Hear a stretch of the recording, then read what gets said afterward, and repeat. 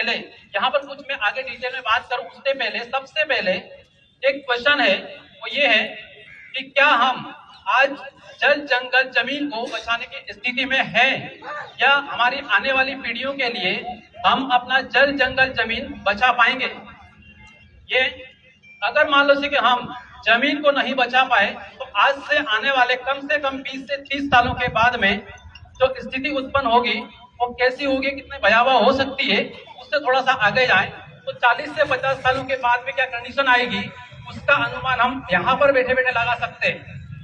अगर आज के टाइम में हमने अपने जल के स्रोतों को, जल के संसाधनों को सही तरीके से संजो के नहीं रखा है और आज ध्यान नहीं दिया है तो आने वाला टाइम एक ऐसा आएगा जिसमें पीने के लिए शुद्ध जल नहीं होगा। आज प्रेजेंट टाइम में हम देखेंगे तो मेघनगर क्षेत्र से लेकर इधर अंदरविला साइड जितने भी गांव पड़ते हैं जो केमिकल युक्त पानी बह के जाता है, यहाँ से इस केमिकल युक्त पानी की वजह से कितने जल स्रोत पूरे समाप्त हुए हैं और कितने समाप्त हो रहे हैं ये किसी से छुपा नहीं है, हर किसी को पता है, राइट। लेकिन यहाँ पर सबसे बड़ी जो हमारे समाज की कमजोरी क्या है, हम इसके खिलाफ एक्शन क्यों नहीं ले पा रहे हैं और हम इतना ताकतवर क्यों नहीं है कि हम सही तरीके से और सक्षम तरीके से आवाज उठा पाए और आगे धीरे धीरे करके ही सही लेकिन आगे बढ़ते जाएं। अगर मान लो कि लोकल लेवल पे कोई भी प्रॉब्लम का सॉल्यूशन नहीं होता है तो हम आगे बढ़े मतलब ये है कि हाई कोर्ट तक जाएं, हाई कोर्ट में मान लो से काम नहीं होता है तो सुप्रीम कोर्ट में जाएं।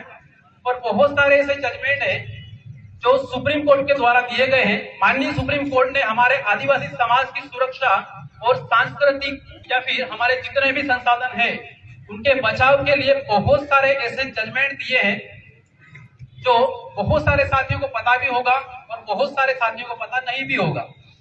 बस ये है कि उस सभी संवैधानिक और कानूनी चीजों को समझने की आवश्यकता है। अगर हम संवैधानिक और कानूनी तौर पे सशक्त होंगे तब जाके ही हम पूरी सशक्त तरीके से पूरी शक्ति के साथ में किसी भी मुद्दे को उठा पाएंगे। अदरवाइज हम यहाँ पे रोड पे कितने भी सिंह आंदोलन कर लेंगे लेकिन आंदोलन थोड़े टाइम तक हम रहेगा, मतलब एक प्रकार से ये सभी के नजरों में रहेगा जितने प्रशासनिक व्यवस्था है, कुछ टाइम के बाद में वो शांत हो जाएगा। कई आंदोलन हुए हैं और बहुत सारे आंदोलन आगे होना भी है, लेकिन आने वाले जो आंदोलन है हमारे जल जंगल जमीन को बचाने के लिए वो सशक्त तरीके से हम उठा पाए और पुरजोर तरीके से लड़ पाए और उस आंदोलन का जो रिजल्ट है हमें पॉजिटिव मिले।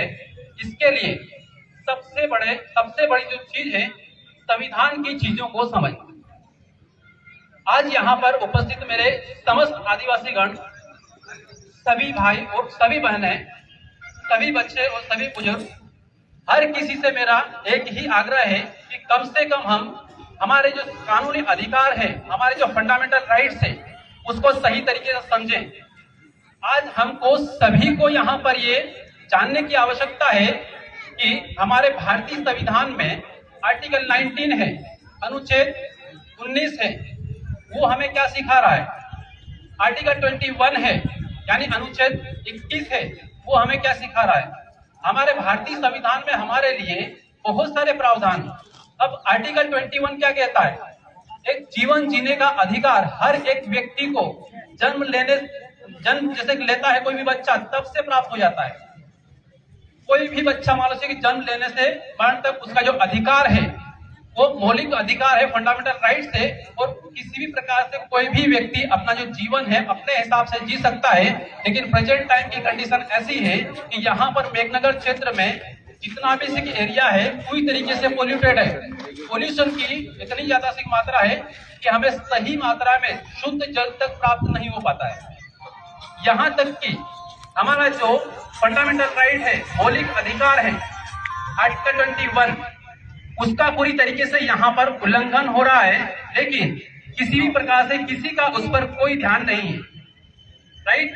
ये हुआ आर्टिकल 21 का, और ये सभी का अधिकार, हर व्यक्ति का, चाहे मान लो से पढ़ा लिखा हो ना हो, कोई भी मतलब जीव भी मान लो से है, तो उसके लिए बहुत सारे कानूनी प्रावधान है। फिर यहाँ पर आते हैं और उसमें हम आगे बढ़े और उसमें हमारा जो आज का टॉपिक है समझने का वो ये है कि जो आर्टिकल 13 है, आर्टिकल 13 क्या कहता है? आर्टिकल 13 ये कहता है, हालांकि बहुत ज्यादा डिटेल में है, अगर समझाना स्टार्ट करूंगा मैं तो कम से कम यहाँ पे 2 घंटा लगेगा, लेकिन उतना टाइम हमारे पास नहीं है, इसलिए शॉर्टकट में बता रहा हूँ। कोशिश करेंगे समझने की तो समझ में आएगा। बस ये है कि जितने चीजें मैं बता रहा हूँ थोड़ा सा सीरियसली ले, इसको हल्के में लेने की कोशिश ना करें, क्योंकि जितना अच्छी तरीके से हम समझ पाएंगे उतना हम अपने आप में एक आत्मविश्वास को जगा पाएंगे। और अगर हम खुद जागरूक होंगे संवैधानिक आधार पर तो हमारे आसपास के जो 10 लोग हैं वो ऑटोमेटिक जागरूक होंगे। क्योंकि यहाँ पर आर्टिकल 19 और आर्टिकल 13, आर्टिकल जो 13 है, अनुच्छेद 13 है, वो हमारे जितने भी मौलिक अधिकार है, जितने भी फंडामेंटल राइट्स है, चाहे यहाँ पर शिक्षा का अधिकार ले लो या फिर यहाँ पर जितने भी जीवन जीने का अधिकार ले, या फिर यहाँ पे हमारा जो व्यक्ति का जो आजादी है आर्टिकल 19 में जिसमें दी है, आज हम यहाँ पर बैठे हैं तो हमारा भारतीय संविधान ये कहता है कि हम शांतिपूर्ण तरीके से सभा कर सकते हैं, बैठक कर सकते हैं, सम्मेलन कर सकते हैं। ये हमारा क्या है? ये हमारा फंडामेंटल राइट्स है।